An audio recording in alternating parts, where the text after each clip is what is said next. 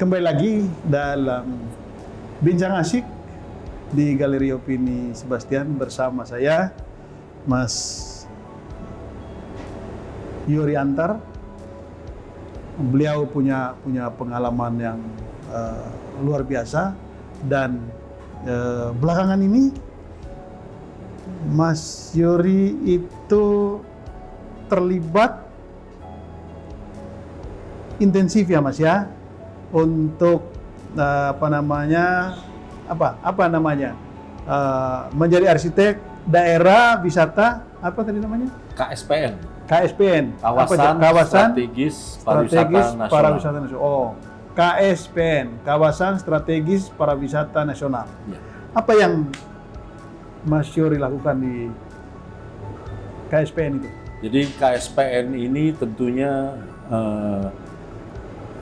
adalah kawasan strategi pariwisata nasional yang di era Bapak Presiden Jokowi ini sedang dibangun secara besar-besaran dan sudah ditentukan 10 titik. 10 titik KSPN ya.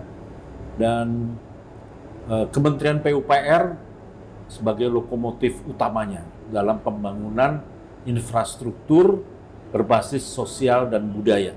Oh. Jadi di sini kami diundang untuk memberi visi dan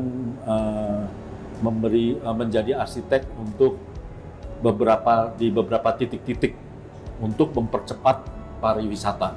Oke. Ya. Nah, sebelum kita bicara lebih jauh soal peran Mas Yori di KSPN tadi, Mas Yori saya dengar juga terlibat aktif dalam apakah jadi arsitek atau memberikan masukan terhadap proses pembangunan terowongan. Ya, di terowongan yang menghubungkan Masjid Istiqlal dengan Gereja Katedral. Ini Mas Yori bisa cerita. Ini terowongan apa sebetulnya? Ya, jadi itu sebetulnya kita lihat sendiri letak Gereja Katedral dan Istiqlal ini kan berhadapan-hadapan, bersebelahan, dan itu adalah visi dari Presiden Soekarno. Ya. Jadi untuk kerukunan, hubungan antar umat beragama, kedamaian dan sebagainya. Persaudaraan, ya. Dan visi dari Presiden Soekarno itu mendapat dimensi baru sekarang. Oke. Ya, dengan akan hadirnya terowongan yang diberi nama oleh Bapak Presiden Jokowi sebagai terowongan silaturahmi. Oh, ya. Jadi ini terowongan ini digagas di era Presiden Jokowi. Jadi begini, awalnya itu sudah terjadi pembicaraan antara pihak katedral dan Istiqlal, karena jelas di katedral itu parkir terbatas, ya, dan bangunan berdesakan. Sedangkan di Istiqlal itu ada pembangunan merestorasi Masjid Istiqlal dan pembangunan parkir. Dan sudah menjadi kebiasaan bahwa pada hari-hari besar umat di katedral itu parkirnya di Istiqlal. Dan juga pada saat kunjungan tamu-tamu negara datang dari Istiqlal mau ke katedral. Karena dua-duanya kan juga merupakan simbol, aset ya. Tapi kunjungan ini tentunya memacetkan lalu lintas. Akhirnya ada inisiatif juga pembicaraan ini ditindaklanjuti supaya bisa dihubungkan dengan sebuah penghubung. Apakah itu jembatan, apakah itu terowongan. Dan kemudian saya mendampingi pihak katedral bersama Ibu Mari Pangestu, kami menghadap Pak Basuki. Dan Pak Basuki menyambut ide ini dengan sangat baik. Dan kemudian sebagai Menteri PUPR sering bertemu dengan Bapak Presiden, dan itu disampaikan ke Bapak Presiden. Apalagi pada saat itu kami berencana kalau terowongan itu jadi, ini kejadian sebelum pandemi ya. Itu ada rencana mengundang Sri Paus. Alangkah indahnya bila terowongan itu juga bisa diresmikan oleh Bapak Sri Paus. Dan Bapak Presiden Jokowi menyambut dengan sangat baik terowongan itu. Bahkan memberi namanya itu Bapak Presiden. Langsung hari itu dia sambut dengan baik dan dia langsung bicara mengatakan kita akan membangun terowongan silaturahmi. Jadi ini apa namanya, terowongan ini punya pesan filosofis yang juga cukup dalam ya. Jadi hubungan ini semakin lama semakin dekat ya. Kenapa? Terowongan itu dua-duanya punya terminal. Di Istiqlal ada terminalnya, di Katedral ada terminalnya, tapi ada di dalam halaman. Ya. Jadi akan ada umat yang bisa saling mengunjungi ya. Terutama kalau dari terowongan yang ada di Istiqlal, begitu terhubung langsung berada di dalam kawasan parkir basement yang ada di Istiqlal begitu. Ya. Sehingga terowongan itu sendiri dirancang oleh konsultan Yodiakarya cukup lebar. Dan nantinya di dalam terowongan itu kita akan isi dengan seni atau lukisan atau mosaik hubungan-hubungan bersejarah, silaturahmi, silaturahmi antara umat beragama Indonesia. Umat beragama. Jadi terowongan itu akan menjadi objek wisata juga. Terowongan ini akan keluar di halaman dalam Katedral dan di halaman dalam Istiqlal. Dan saat ini pembangunan itu, terowongan itu sudah terhubung yang di bawah. Sedang yang di atasnya terminalnya sedang dibangun. Berarti sebentar lagi dong? Sebentar lagi akan selesai. Dan memang kami mendampingi pihak Katedral untuk mencari bentuk terminalnya. Apakah terminal ini bentuknya seperti apa? Karena jelas Gereja Katedral adalah cagar budaya, ya, dan udah ada aturan-aturannya dan sebagainya, sehingga bangunan baru ini juga harus selaras. Dan kita memberi masukan lah kepada konsultan. Rekan saya Pak Temi dari TGUPP pun juga memberi masukan. Ya, terowongan ini kita sepakati aja bentuknya minimalis, pakai kaca aja, supaya kelihatan tembus pandang terhadap sikap kita terhadap heritage begitu. Jadi akhirnya disepakati terminalnya itu bentuknya minimalis supaya tidak menjadi destruksi visual dan dia bisa tembus pandang gitu. Jadi nanti terowongan itu tentu dilengkapi dengan lift, tangga, ya, pencahayaan dan sebagainya, dan diharapkan ya bisa membuka babak baru lah dari visi dari dulu Presiden Soekarno kenapa menaruh Istiqlal di situ, hadap-hadapan dengan katedral gitu. Jadi visi itu sudah ditanam oleh Bung Karno jauh sebelumnya, lalu kemudian mendapat dimensi baru. Betul. Di era Jokowi. Jadi ini tidak hanya berhadapan tapi saling menghubungkan. Jadi ada silaturahmi sekaligus ada simbol. Betul. Toleransi di antara umat beragama dan sebagainya. Dan saya kira ini akan memberi dimensi baru bagi dunia juga. Betul. Indonesia mengajarkan toleransi, perdamaian bagi dunia. Betul. Dan ini saya kira sesuatu yang luar biasa. Ya. Nah, ini ngomong soal sejarah arsitek, pengalaman arsitek Mas Yory ini, saya juga dengar Mas Yory punya pengalaman panjang dengan Romo Mangun, Mangun Wijaya. Kedekatan itu sejauh mana? Apakah kedekatan Mas Yory sebagai sebagai umat dengan seorang pastor, sebagai arsitek? Memang Romo Mangun itu arsitek juga? Ya betul. Jadi Romo Mangun ini arsitek. Jadi gini. Memang sekolah arsitek atau? Jadi gini, dia sekolah dulunya dia pasti tentunya menamatkan pendidikannya menjadi seorang romo, seorang rohaniwan. Oh, itu artinya dia belajar filsafat. Ya. Dan jelas dia itu adalah didikan dari Monsinyur Sugio Pranoto. Ya. Dan di situ kan juga Monsinyur Sugio Pranoto selalu bilang 100% Katolik, 100% Indonesia. Dan itu benar-benar menjadi inti dari visinya Romo Mangun. Dia sebagai Romo, dia kemudian mengambil jurusan arsitektur di ITB. jadi memang Di sekolah ITB, arsitek di ITB ya? Di ITB. Jadi Romo tuh pernah cerita sama saya betapa tertekannya dia kuliah di ITB dengan jubah pastur. Oh, Sementara teman-temannya berpakaian batik, berpakaian bebas begitu ya. oh, jadi Romo Mangun kalau pergi kuliah itu pakai Pakai jubah jubah. pastur, iya begitu. Oh, luar biasa ya. Dan kemudian entah bagaimana dia sekolah dikirim ke Jerman.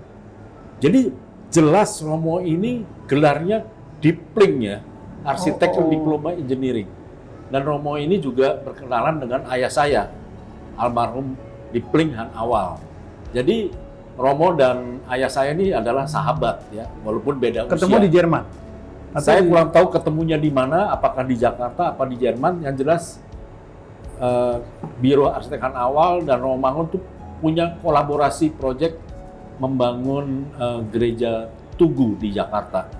Itu gereja yang dirancang oleh Romo Mangun dan idenya adalah sebuah bangunan pendopo. Romo tuh maunya nggak ada tembok, terbuka.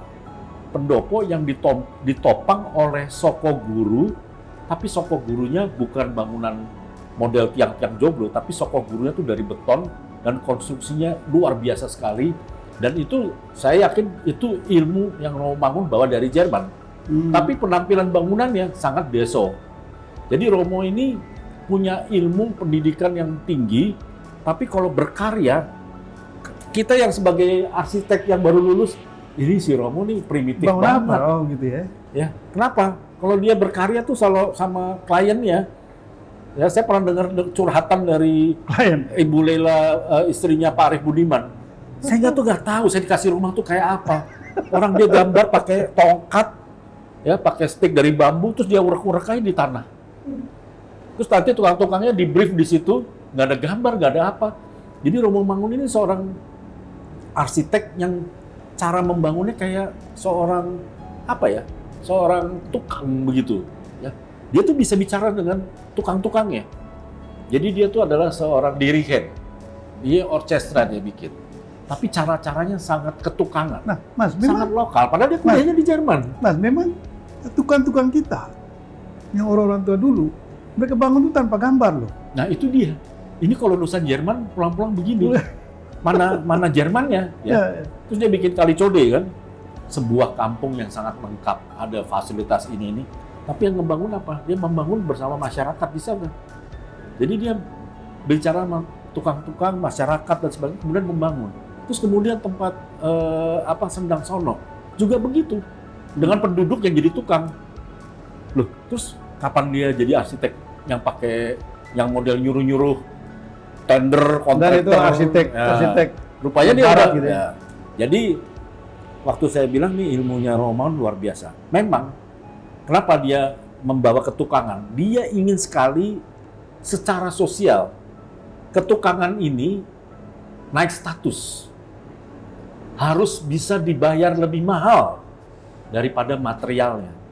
Ibaratnya gini, materialnya cuma semen, bata atau apa, tapi dipasangnya sedemikian rupa jadi rumit semua.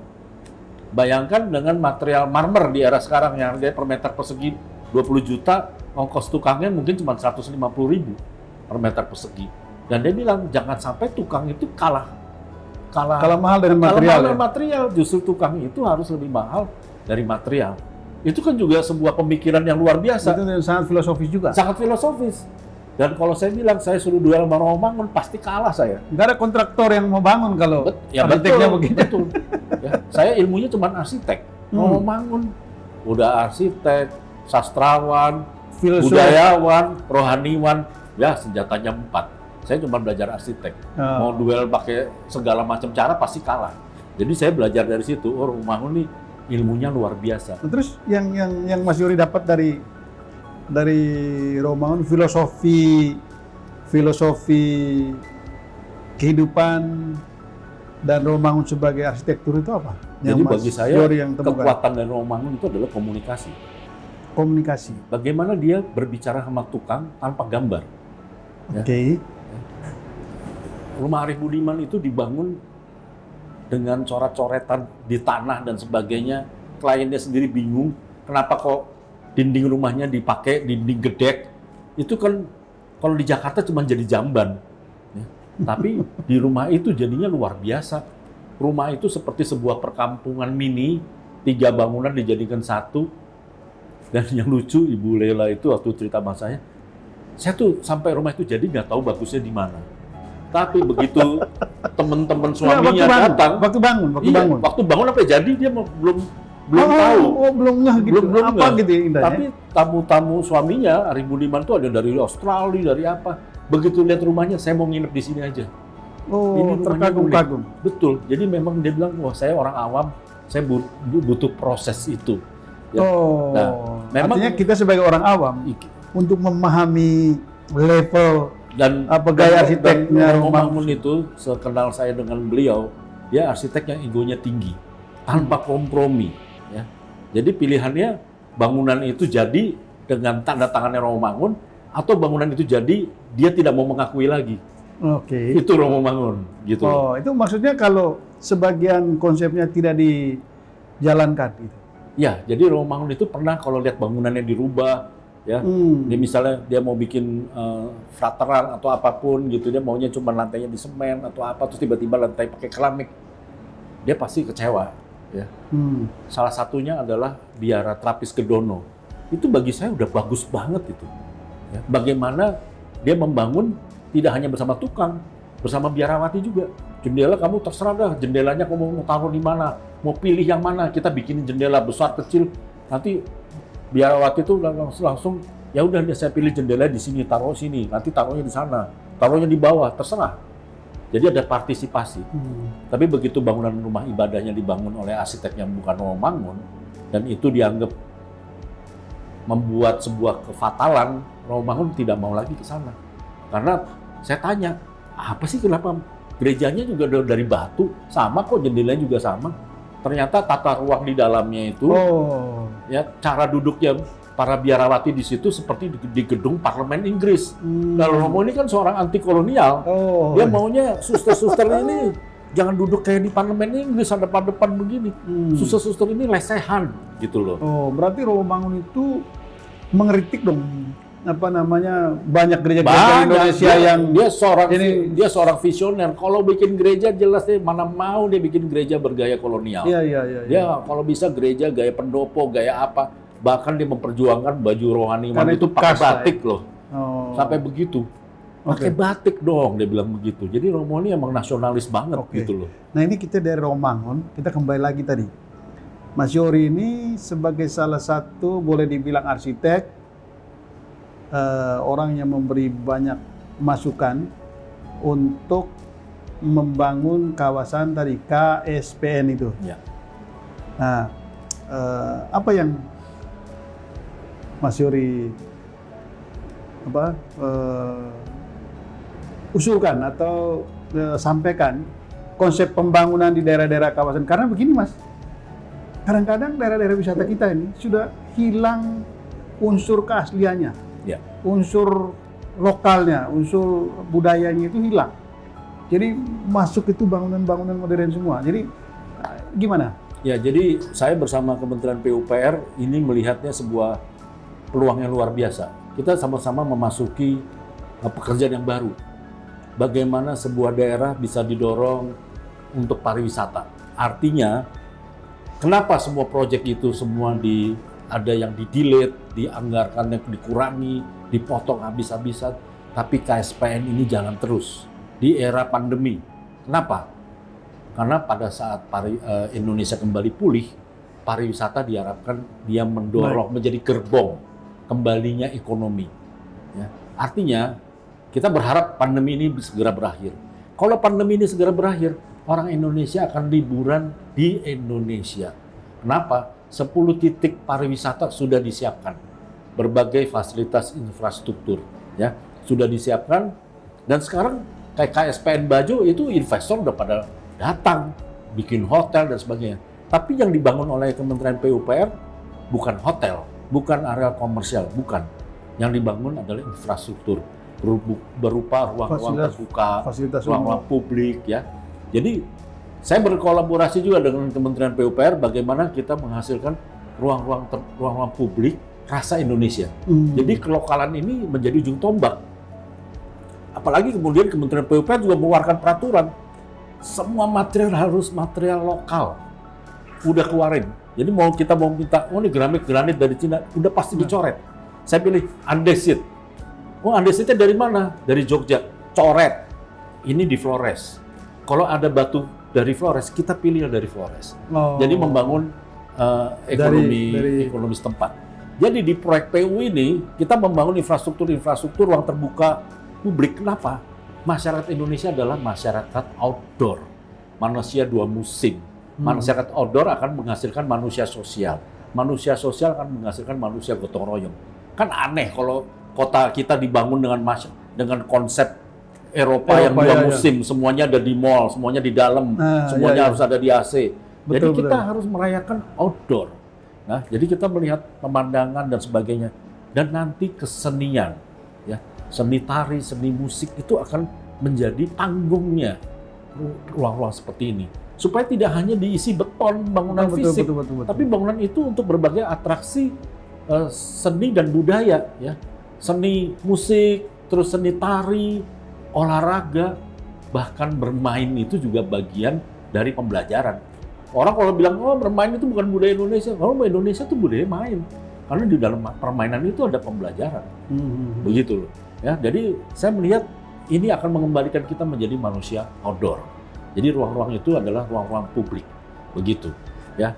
Bahkan di KSPN Toba itu nyerempet-nyerempet ke desa-desa adat juga. Oh. Ya, desa-desa adat desa adat Batak Toba itu, bahkan Pak Presiden sendiri berpesan, ini bisa ya rumah-rumah yang modern ini kita kembalikan ke rumah tradisional.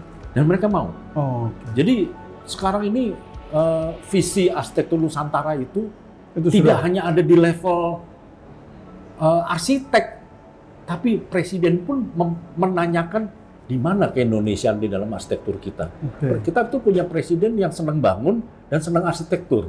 Ya. Di kementeriannya juga ada begitu. Oh, jadi era yang sangat baik untuk membangun jati diri kita sendiri. Artinya kita nanti akan melihat wajah 10 daerah para wisata yang baru ini, ya, yang dibangun itu nilai atau unsur Indonesianya sangat kuat. Betul. Dan unsur lokal kedaerahannya juga sangat kuat, ya. Ya. Saya mendapat kesempatan untuk merancang 3 KSPN. Oh, KSPN Toba, Bajo, dan Wakatobi. Oh. Jadi tentunya semuanya kami ingin mengangkat kelokalan, dan kita merancang itu bukan bangunan-bangunan komersial. Dengan sendirinya nanti investor datang, ya tentunya Pemda harus terbuka, harus melek, ya. Kita bangunin homestay juga, supaya apa? Masyarakat ikut menikmati kue pariwisata. Pariwisata itu bukannya semata-mata mendatangkan investor dari luar bikin hotel, enggak. Tapi bagaimana masyarakat juga menjadi tuan rumah. Jadi perlu diberdayakan masyarakat gitu. Perlu diberdayakan karena level mereka beda-beda, ya. Kalau di Jawa beda sama di Toba dan sebagainya. Karena budaya juga beda-beda. Jadi ini membawa mereka ke dalam sebuah era baru juga. Bahkan dalam pembangunan homestay kita harus memasukkan digital teknologi supaya bisa dipromosikan sampai ke seluruh dunia, begitu loh. Jadi sebetulnya misi ini sangat strategis dan sangat berimpact, dan juga ada nilai-nilai penguatan budaya setempat. Kan kita nggak mau dong kalau ke NTT, ke Bajo, oh ternyata rasanya rasa Bali atau rasa Jakarta, ya nggak mau. Betul. Kita harus angkat berbasis ekoturism, mengangkat kelokalan, sehingga kelokalan itu jadi champion. Betul. Bukan terus nanti harus dikalahkan sama barang-barang made in luar negeri dan sebagainya gitu. Yang kita dorong kelokalannya. Jadi kelokalan ini justru sesuatu yang masa depannya gitu loh, gitu yang kita bawa, yang kita angkat. Ya mudah-mudahan semua bisa jadi nanti saya berpesan sama Bapak, gak usah ke luar negeri dulu liburannya, ke Indonesia. Di Indonesia aja dulu ya. Saya melihat orang Indonesia orang Indonesia adalah pembelajar terbaik di dunia. Sekali belanja itu bisa buat satu keluarga, satu kampung. Iya.